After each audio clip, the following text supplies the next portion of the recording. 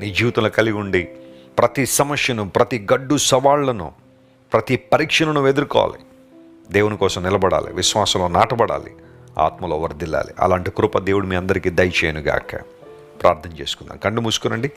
ప్రేమగల తండ్రి, గొప్ప దేవా, నీ కొందనాలు. సమీపింపరాని తేజస్సులో అమరత్వం కలిగిన నీవు మాకు సమీపంగా వచ్చేసావు, నిన్ను వ్యక్తినిగా చేసుకుని.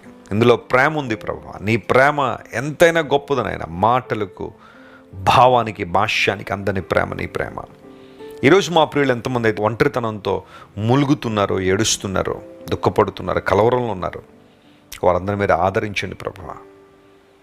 తండ్రిని కోల్పోయి, తల్లిని కోల్పోయి, కుటుంబ సభ్యులను కోల్పోయి దుఃఖ సాగరంలో ఎవరైతే ఉన్నారో వారందరినీ మీరే లేవనెత్తండి, ఆదరించండి. నీ తోడు, నీ నీడ వారికి ఎల్లప్పుడూ కూడా ప్రభువా ఆదరణ ఇచ్చినట్లుగా మీరే సహాయం చేయండి, బలపరచండి, స్థిరపరచండి. ఘనత